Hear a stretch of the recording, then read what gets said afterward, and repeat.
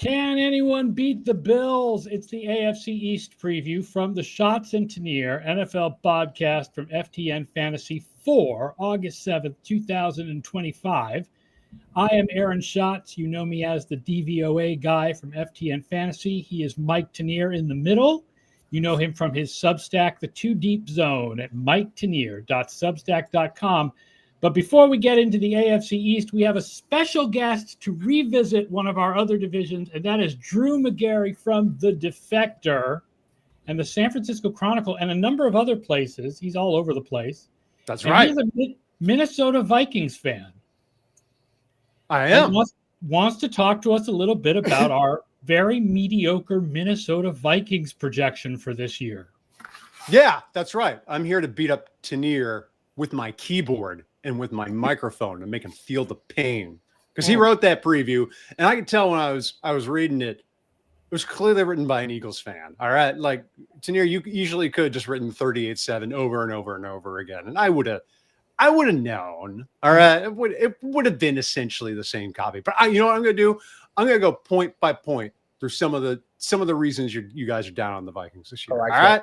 I can't wait. All right. Well, first of all, before I do that, I'm going to set the scene for you. Okay. 3 years ago, Kwesi Adofo-Mensah comes in, Kevin O'Connell comes in. They both have a plan. They say, okay, we have a lot of Drek on the roster, a lot of old contracts we have to get rid of. Kirk Cousins foremost among them, right? They have to extend Cousins for like a year or two to buy time just to get out of that mess. So wait, we got 10 minutes, Drew. We can't go back and talk about Joe Cap. I'm talking now. I'm talking Philly. I get to talk now. All right. Okay. So they get rid of Kirk eventually. And then the whole idea with Kwesi was, I want to be able to be flexible after that. I want to build around a rookie quarterback. I want to be able to bring in talent and take and not only, I only want to commit to guys like Justin Jefferson, Christian Darrisaw, guys that I know are worthy long-term investments. I'm not going to cash in for, I'm not going to give a stupid contract to anybody else for goodwill. Okay. So that brings us to now. We have a very good prospect in JJ McCarthy. He's the rookie quarterback surrounded by a very good roster that won 14 games a year ago. And you, Tanier, wanted to discount that by doing the whole Pythagorean wins bullshit where you said, it's hard to analyze the Vikings without paying careful attention to all those one-score games. The Vikings led the Packers 28-0 in week 4. Yes, but the score was 28-22 with 10:16 to play. Sorry, but that's a narrow win. Well, no. we're gonna line item veto the one-score games here. Okay. Yeah, well, no, because look, their point differential was 100. It wasn't like 2022 when it was negative, and you can say, okay, well, they really weren't as good as their record. No, that's true. If they weren't as good as their record last year, it was like a few wins less. But that was a winning roster, and the roster. And let's take out the quarterback equation. We can talk about that in a second. But okay, the reason that they lost in the playoffs and the reason they lost to Detroit and the Rams at the end of last season was because their interior pass protection and running game was awful. 2, their interior pass rush was also non-existent. So what did they do this offseason? Okay, they bring in Jonathan Allen and Javon Hargrave, right? And you had them written as 30-something big names coming off of all injury-marred seasons. Okay, first of all, they're no longer injured for full participants in camp. Neither has been signed to a contract that leaves the Vikings on the hook for longer than 2 years. Okay? Oh, yeah, that's right. Okay, and then, so they solved that problem. And then you said you liked. Tell me about all the great Colts offensive linemen who are not Quentin Nelson that you brought in from the mighty championship. Yeah, Will Fries was really good. Hang the 9th seed in the banners. Colts. I think people got a little carried away by Will Fries having like 4 or 5 good games last year. I don't know how good he really is. We have guys like Fries, we have guys like Theo Jackson, we have guys like Isaiah Rodgers who are in new starting spots in Minnesota. They do not have large sample sizes of play, but the samples that they do have are very, very good. And you combine that with the qualitative reporting from camp. And listen, Vikings reporters that I know, they're well aware of the history of this team. They didn't try to hype me on Christian Ponder when Christian Ponder was in camp. All right. These people know they know football, and they know when this team is doing well and when it's not. This is as good a structure as this team has ever had. And they finally brought in veteran interior linemen instead of trying to make it work with weeds and garbage. And they traded for Jordan Mason, who takes the burden off of Aaron Jones in the backfield and can actually give them someone who can score at the 1 yard line through the running game, which they did not have last year. And they didn't, it was clear in the Detroit game that they had just the world's worst red zone offense. That can change this year. And then last thing, all right, because you guys didn't like their defense. You guys don't like their defense because you were just saying defensive performances fluctuate from year to year. And the gravity of central tendency is built into our projections. Okay. What? You're just gonna say, oh, they were good last year, but like sometimes defenses get bad again. So you're not accounting for what Flores has done in 2 years with this defense. You're also not accounting for the performances of Grenard, Van Ginkel, the potential ascension of Dallas Turner, the performance of Ashton last year, the performance of Byron Murphy last year, the return of Harrison Smith. These are serious assets that they have on both sides of the ball. And so what I'm saying, I just want to just put it in the most plain terms I can, which is screw you, buddy. We're going to the Super Bowl. Drew, you're acting and looking a little like Vigilante from Peacemaker, so I'm a little worried on that front here. I respect the passion of your argument. I respect it. Theo Jackson, talking. Okay, I'll leave your 78 snaps last year and 3 years in the system as a backup who played on special teams who couldn't even see the field at the end of the year where you were getting your ass kicked by the Lions. He saw the field twice, and he saw the field twice at the end of the year. He sealed the game against the Seahawks with an interception of Geno Smith. He won the game. The mighty 3-point win against the mighty Seattle Seahawks. Yeah, the Seahawks had a winning record last year. They were playing in Seattle in the rain. That was in the rain. The only game he actually has significant snaps that weren't on special teams were the Seahawks game in the rain. And that's fine. And I'm reading your credible and what you call qualitative reporting about how good J.J. McCarthy looks. If we point out that he's playing against Brian Flores' defense without Justin Jefferson, he looks good, which is reporter speak for he doesn't look very good. No, it's not. It's not. Trust me.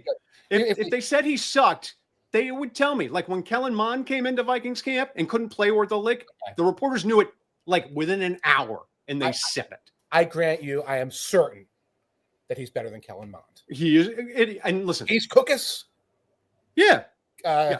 He's better than those guys. Better. He has a better pedigree, and so everything about the Vikings projection is just saying we don't know whether or not the quarterback will be good, but look at the infrastructure around it and look at the coaching staff around it. It's as good as any non-rookie. By the way, he's not even a rookie. Okay, it's as good as any quarterback is going to get in their first entrance into the league. He's got a running game. He's got two great receivers. I know Addison's out for the first 3 games, but he's got a good tight end. He's got a really good second tight end. He has a line that is consistent across the front. Depth is a problem. I got to write the Vikings why your team sucks. So trust me, I know all the weak points. Like backup center is going to be an issue. I don't trust Jeff Okudah any more than you do. So I got my issues, but I find that there are some holes in your little Eagle fan diatribe against my team. And you're right, I am an Eagles fan, but I don't have a lot of grudges to settle right now. I don't have to That's just what an Eagles fan would say. I don't have to argue my team into success here, and I don't have to argue that my fan base are like the really nice people and your fan base are the bad people, and then you come on here acting like a WWE heel. That's right. We can be mean too. Come to the Art Museum steps and do another little dance and see how it works out for you. E-Dog, the big dog, says, this may be the first time I have seen someone defend the Vikings this hard. I think that's because a lot of Vikings fans have just been beaten down by history. They love their team, but they're not ready to fight as much because they feel like every time we're ready, we get disappointed. But the thing that Mike points out in the chapter is every time you think the Vikings are going to be bad, the opposite happens. And every time we think they're going to be good, the opposite happens. Right. And they've been based almost my entire life on this sort of, okay, let's see if we can win a Super Bowl on the fly with Randall Cunningham coming back from retirement, or we signed Kirk Cousins to an insane deal that destroys our cap situation for 5 years or whatever. But this time they finally were like, no, let's get a rookie quarterback, which we've never had a top 10 rookie quarterback in franchise history, and let's build around them. Let's do it the way, the best teams have done it. Buffalo, Kansas City, Baltimore, all those teams are doing it the same way. And they're doing it with a guy who just won Coach of the Year and deserved to win it. We're not talking about Matt Nagy here. We're talking about a truly legit head coach and a truly legit defensive mind in Brian Flores, who can make chicken salad out of chicken shit, did that 2 years ago, and now has way more tools in the toolbox to play with. I'll say this, though, Drew. We have a common enemy, and that Aaron's the one that makes the projections. I'm an employee. That's there with that little confidence. This could go right to the top. Fight each other like cats over a clothesline with that grin on his face, and then walks away and says, "Hey, you buy my almanac." So he had Tanier doing his dirty work for him. I see. He writes, I do the numbers. No, it's true. I think some of it is, they were very dependent on the takeaways last year. I don't know how much Brian Flores can continue to do magic. I mean, he's awesome. I think I voted for him for coordinator of the year last year. What he does with a team where, to be perfectly honest, there's nobody on the Vikings that you would say is a top 10 player at their position on defense. I don't think that's correct. I think Jonathan Grenard is very good and Greenard is very good, but I don't. Grenard is a top 10 edge rusher. You think a top 10 edge rusher? Absolutely, 1,000%. If that's so, then he's probably the only one on the defense that is a top 10 at his position. And I think you could argue Murphy is a top 10, but Murphy was very good last year.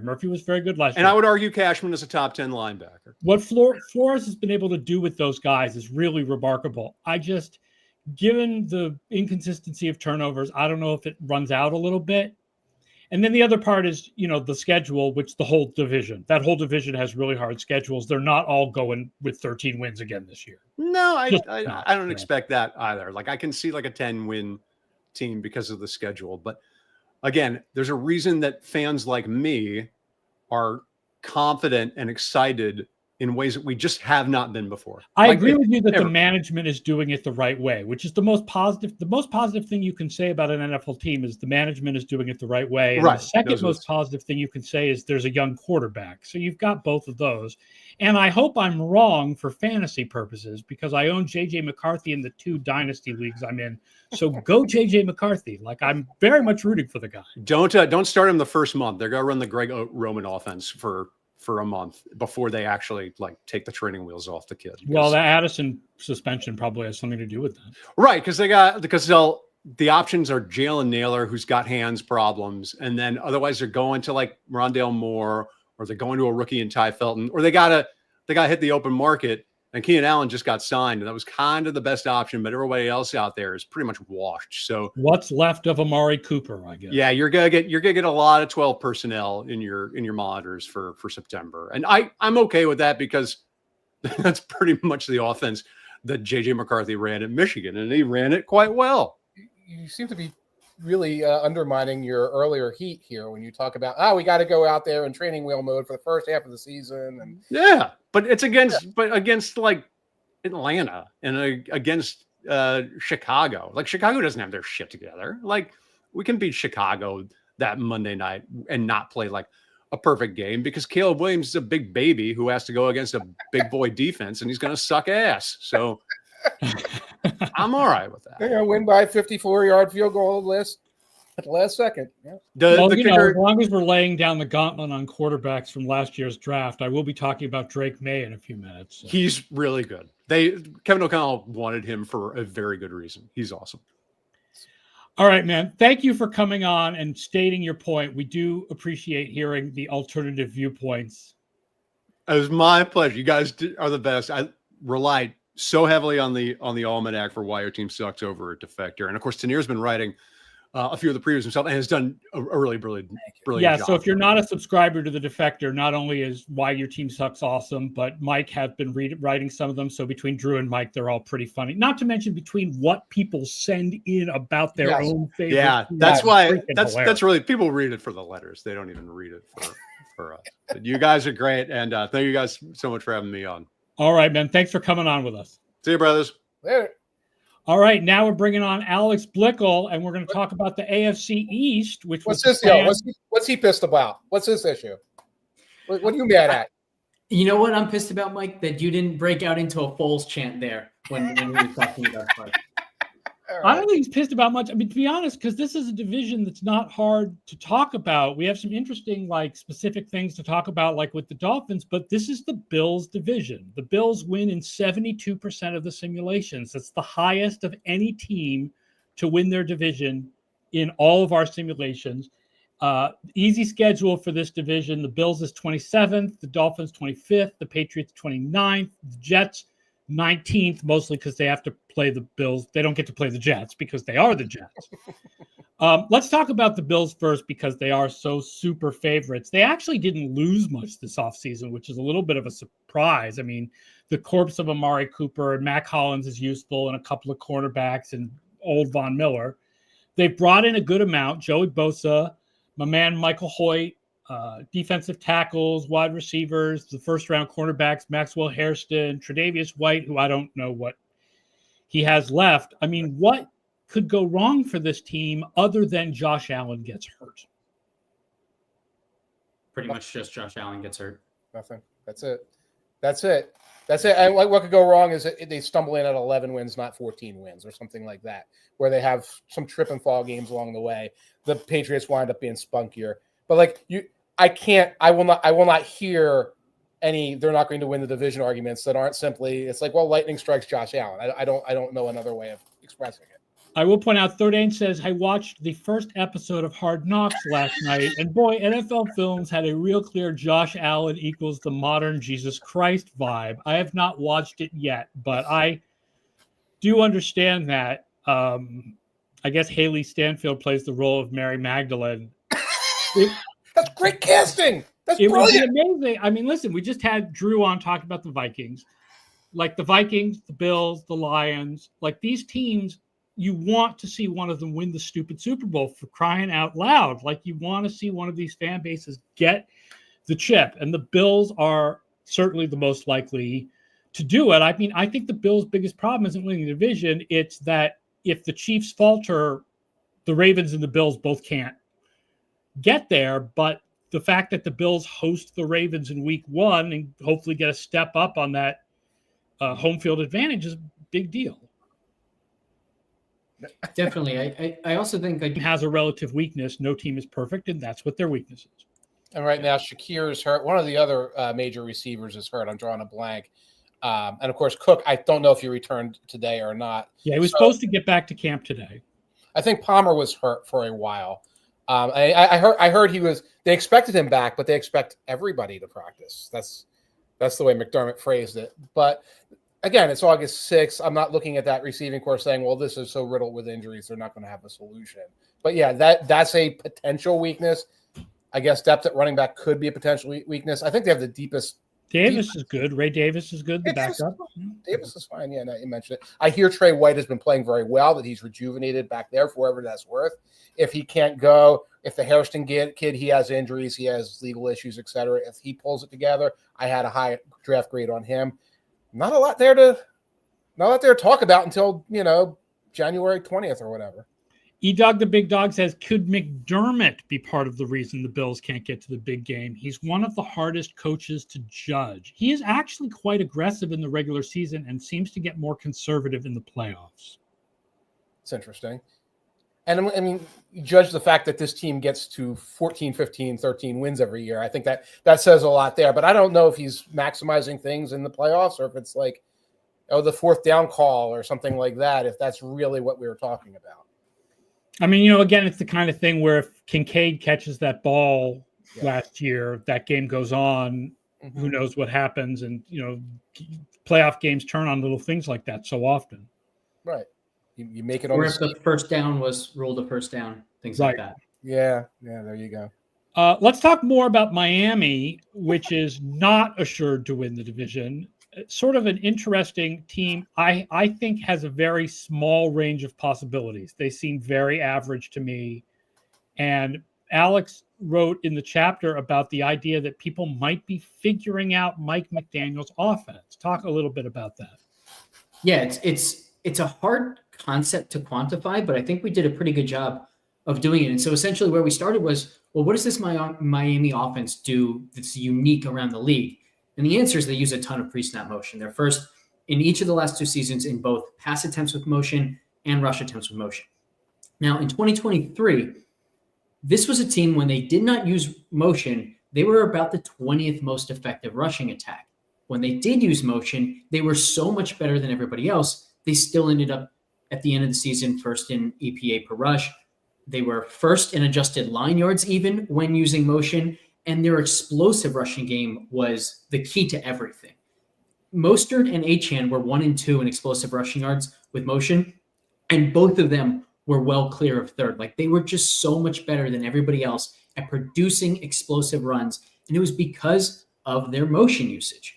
And that motion usage really covered how bad the offensive line already was. And so when we talk about what happened or what went wrong for them last year, yes, the offensive line was really bad. But that wasn't so much a change from 2023. So something else had to change. And when you look at their performance with motion on the ground last year, it cratered. They were dead last in EPA. They were near the bottom in adjusted line yards, even when using motion. And then they were dead last in just about every metric that you can look at running without motion last year. So yeah, like, the offensive line did get worse, but that wasn't the whole story. To me, it seems pretty clear that the story was defenses made some kind of adjustment. I don't know exactly what it was, Aaron. We were talking about like potentially getting Dan Orlovsky to cover it on NFL Live and hopefully find something in the film, but something very clear changed, and it's all about how teams defend the run with motion. And there's a bit of a chicken and egg situation there, because are they doing a better job defending the run with motion because they're no longer afraid of the deep ball? Or was Miami no longer able to push the ball downfield in the passing game because they didn't have the play action game working quite the way they did the year before? It's a bit hard to say, but I think everything starts and ends with what can they do on the ground when they're using motion. One thing that happened a lot whenever Tua was unavailable, which was two separate segments last year, the offense went so ultra simplified that it was shocking. Remember, Skylar Thompson had been in the system for a couple of years, so you would actually see a reduction in the motion and some of the pre-play gingerbread when the backup quarterback's out there, and you would probably need more things to scheme things open. So I think there's part of that there.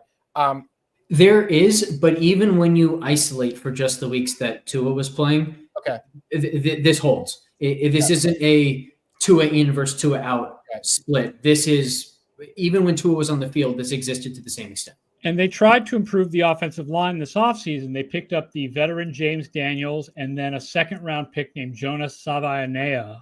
But that doesn't solve the have people figured out the offensive scheme problem. Like, yeah, okay, maybe they'll get a little bit better blocking, but if the scheme has been sort of figured out that it closes those holes for Achane, then that's a problem.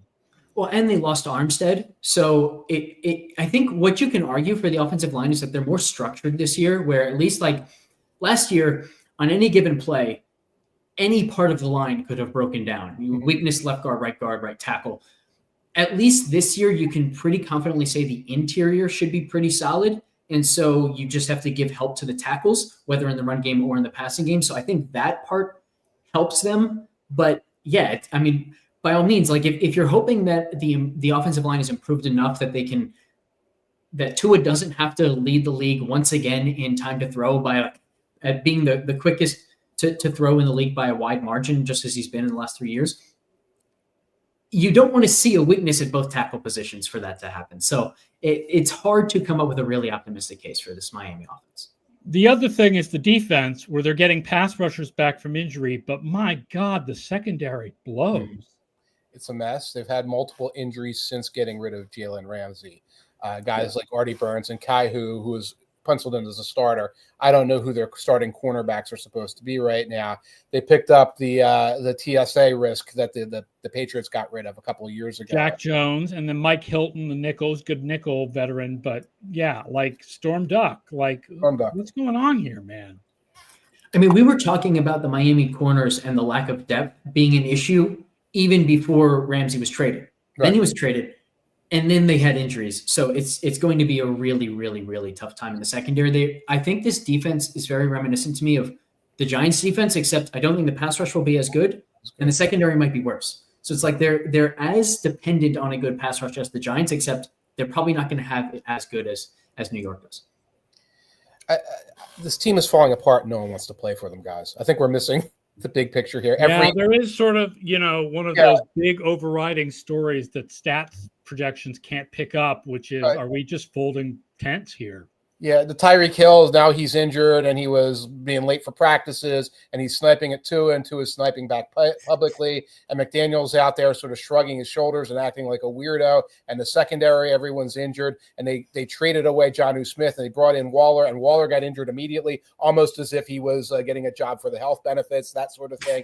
It's disastrous. It is a disastrous situation right now. And you talk about a narrow range. I think there's a narrow, very low ceiling. The floor is sub-basement level that could happen to this team. Yeah, I agree with that completely. I think they could be among the worst in the league. Let's talk about the team that'll take their place, which is the New England Patriots. Right. I was at Patriots practice yesterday, joint practice with the Commanders. There were fights. Woo! Who'd you fight? I think what? Who'd you fight? Chris Price. Ben Volin? No, I think what stood out about it is everybody was talking about last year when they had joint practices with the Eagles, and the Eagles just wiped the floor with them. Okay. And it was like, oh, this team's in trouble. Oh, and the Eagles are really good. And this year it looked like two teams that were very much on even, like, good. They both offenses sort of beat the defenses, I think, but they looked like the Patriots were in a much better place. And I've talked about this on some other shows. With the numerical projections for the Patriots, we can talk about, how much do we know about Vrabel and how good a coach he is. But the projection system doesn't know how bad a coach Jerod Mayo was. Yeah. Right. Like, just going to an average coach should be a big step up, plus all of the personnel changes that they made over the offseason. Aaron, when you said that exact line when you were talking with Mina, I was driving my car and I just went, yes, I had that exact thought last year.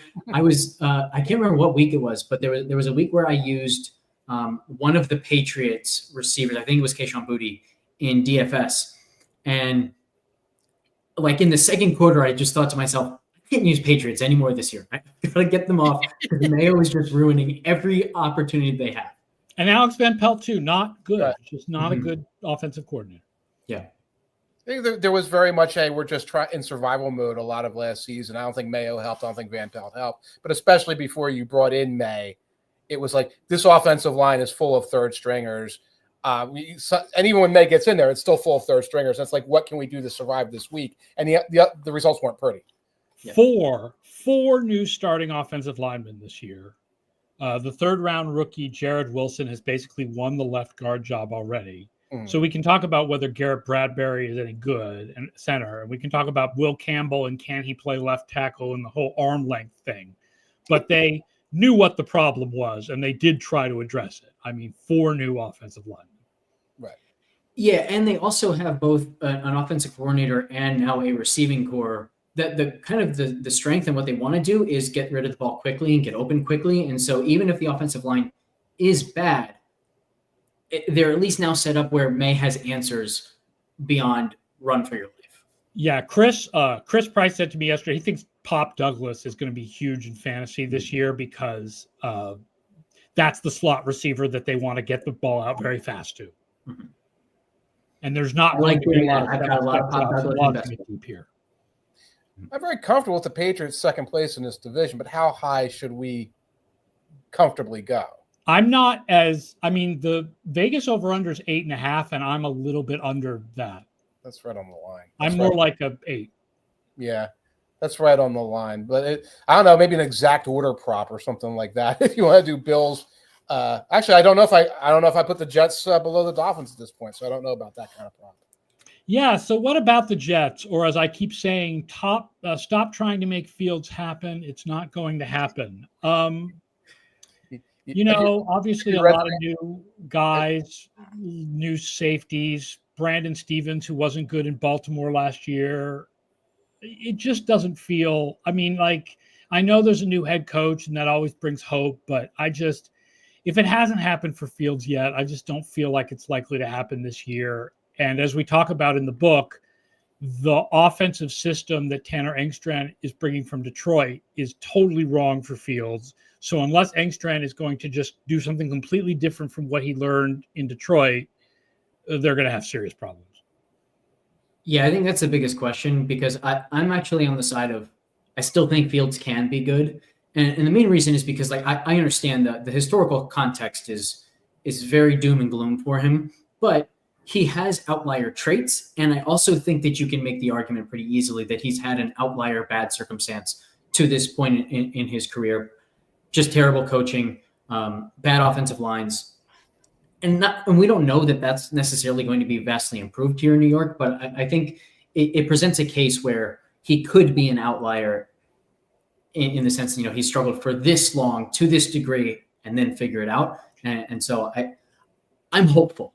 I mean, you don't know how good rookies will be, but you do have the two very high draft picks at tackle for the Jets, right? They've got Fashanu at left tackle and Membu at right tackle. And some people thought Membu was the best offensive lineman in the draft, not Campbell. Right. And this get better by get healthier too. They get kind of like the Patriots. You get some stability there, and it's better than just next man up, which was a lot of last year. With Fields, have you read the reports coming out of camp? They're not super optimistic in terms of Fields throwing the ball right now. And also Tyrod Taylor. Didn't Aaron Glenn pull everyone off the field one day or something because they were playing so badly? Right. And folks who again watch camp a lot are like, well, he's struggling to get accurate and comfortable in the passing game. Not a good sign. Tyrod Taylor's hurt, by the way. Mason Taylor, the rookie tight end, is also hurt, so they're dealing with some injuries right now. I just, the moment they got there and they said, we got Garrett Wilson and Sauce Gardner under contract, I said, you know what? You guys are thinking about the future. You're thinking about the future. That's good. Like for now, get through this season. And I don't mind kicking the tires on Justin Fields, but I feel like this has to be the last case of, well, look at his traits, look at his background, et cetera. Because again, you're talking about, I don't think it's outlier bad. He was on the Steelers last year. Is that an outlier bad situation? We can talk about Arthur Smith and all. He was on a playoff team last year. Yeah, and it was his huge improvement, and he hugely improved to slightly below average in a sample size of 6 games. Yeah. Right. And the Steelers were also, I think, pretty clearly better with Russell Wilson. So yeah, you do have that context. Dark Phoenix says Fields is just a placeholder. The Jets probably go in knowing they're going to have a bad season. Better for the Jets just to get high draft picks this year. Yeah. I mean, I think the Jets are very likely playing for the quarterback that they're going to take in next year's draft, which has a lot of quarterbacks in it. Right. And at the same time, making sure that the guys like Sauce don't get with the program. We're going to be goofing off for a year, so these guys are going to start wandering off, demanding trades. No, they're locked in financially, so they know there's a long-range plan in there, and that's going to be hopefully good for the Jets. Thordain says the vibes were so bad last year with the Jets, it was somehow worse than the last Gase or Rex Ryan years. I keep seeing Jets media say the running game will be better by default. I have doubts. The running game will be better. They have good running backs. They have Membu's really supposed to be a really good run blocker. They now have the mobile quarterback to draw the attention of the defense. Yeah. I feel very strongly their running game will be better. Whether the defense and the passing game will be better, I don't know. I think Fields is going to be awesome for Breece Hall too, because you mentioned the effect of a mobile quarterback on the running game. Breece Hall is a home run hitter in the run game, right? Like that's what makes him such an effective running back. So I think he could have one of those years, not the overall Saquon type of year, but where he's going the distance like multiple times a month. Keep an eye on Braylon Allen, though. They're talking him up a lot in camp, and they're talking about it is Breece's last year of his contract. It's very likely Braylon Allen is the starter in 2026. Okay. There might be more of a committee this year, the way Engstrom also has been talking about it. So yeah, they've talked about using all 3 running backs. I can't remember the name of the third, Isaiah something. They're not going to do that. They're going to use 2. Isaiah something. Yes. Davis, maybe. I'm not sure. That sounds right. Isaiah Davis. That's very good. You got it. Ding, ding, ding, ding, ding, ding. It's amazing the number of third-string NFL players that I remember. It's our job. You're doing better than I am.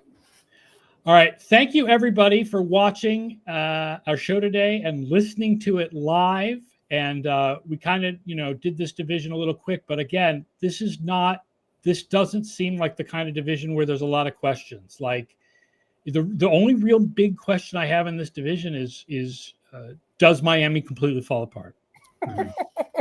I also think there's a question of just how good can the Patriots defense be? Because I think they're going to be good. They could be awesome. It's probably more likely that they're just a very average team, and May takes a step forward, but not a huge step forward, and everything is better. And then it looks like 2026 may be the year that they challenge the Bills. Not challenging the Bills this year. Yeah, it's like range finding the 2026 Patriots. Like, oh my God, May came absolutely alive. The 2 rookie linemen are this, etc. And then you know what you're going to be expecting for the following year. All right, we will be back next week doing the AFC North at 11 a.m. Eastern next Thursday. So come back to talk about the team that DVOA loves more than any other, the Baltimore Ravens, plus the Bengals and the Steelers and Aaron Rodgers. So if you want to hear Mike talk about Aaron Rodgers, come back next week and we'll get it. I'll get warmed up. All right, that does it for today. FTN Fantasy. Don't forget you can get the Almanac if you still don't have it. ftnfantasy.com/almanac. Alex, thank you for joining us. Thank you for writing those chapters. Absolutely. Mike, that was upside down. Thank you for Drew Magary as well for joining us. And we will talk to you all next week. So long, everybody.